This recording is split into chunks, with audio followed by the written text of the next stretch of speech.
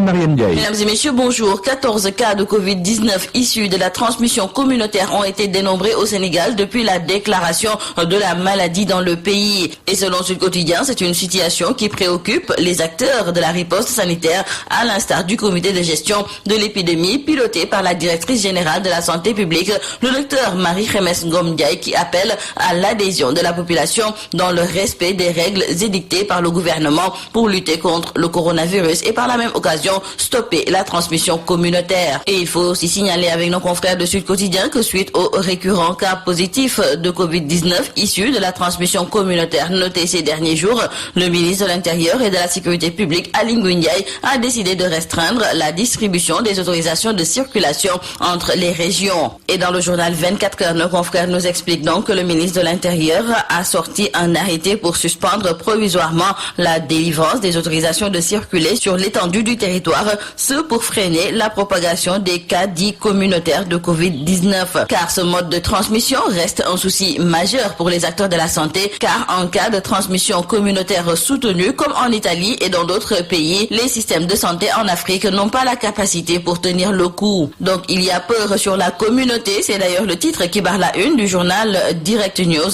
Nos confrères nous parlent de ces 15 cas communautaires depuis l'apparition du coronavirus ici au Sénégal, un chiffre qui est assez parlant et inquiétant, et cet état de fait conduit nos confrères de Direct News à tirer la sonnette d'alarme. Dans le quotidien Le Soleil, c'est le chef de l'État Macky Sall qui, en guest éditorialiste, se prononce sur le coronavirus. Le chef de l'État sénégalais est revenu entre autres sur les différents plans adoptés pour endiguer la propagation du virus, mais il avoue que le niveau d'impréparation dû à la survenance brutale de la pandémie et son évolution rapide et à l'ampleur des besoins montre clairement les limites des mesures nationales. S'y ajoutent les difficultés inhérentes à l'importation des équipements et des produits médicaux et pharmaceutiques nécessaires à la lutte contre le Covid-19 dans un contexte de forte demande et de perturbation du trafic aérien. Macky Sall de lister les pistes de solutions pour gagner le combat contre le Covid-19. Toujours dans le quotidien Le Soleil qui accueille aujourd'hui dans leur colonne le président de la République du Sénégal. Ce dernier revient sur les leçons à tirer de cette crise majeure où l'infiniment petit fait trembler le monde entier. Signalons avec nos confrères de Rewmi Quotidien qu'en termes de taux de guérison, c'est sans doute le Sénégal qui affiche le meilleur taux parmi les pays les plus touchés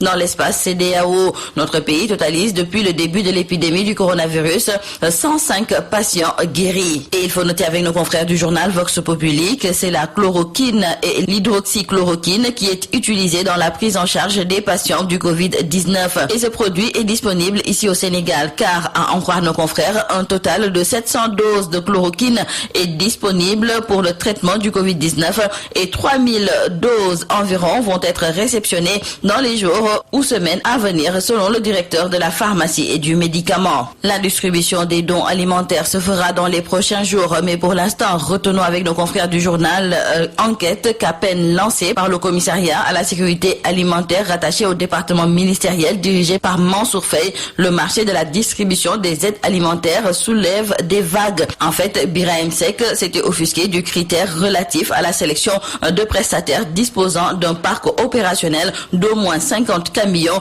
une sélection discriminatoire et qui favorise la surfacturation. Et après l'alerte lancée par le coordonnateur du Forum civil Birahim Seck, nos confrères du journal Enquête se sont rapprochés de certains acteurs du secteur pour en savoir davantage. Et c'est ainsi que le secrétaire général de l'Union des routiers du Sénégal a émis quelques réserves par rapport à la voie empruntée pour procéder à la distribution de ces vivres. Le syndicaliste craint le déploiement de toute une machine dont le seul objectif serait de capter le grand marché à milliards au détriment de certains transporteurs. La situation des droits de l'homme au Sénégal préoccupe Amnesty International et aujourd'hui nos confrères de l'AS nous parlent de ce communiqué de l'organisation qui a constaté, pour la déplorer, une restriction des droits et des libertés dans le pays en relevant de nombreux cas dont l'emprisonnement des activistes comme Guy Marius Sagna et Karim Xrum Xax, mais également du journaliste Adama Gueye. Nos confrères du journal Les Échos reviennent également sur ce rapport de Amnesty International sur les droits humains en Afrique et plus précisément ici au Sénégal,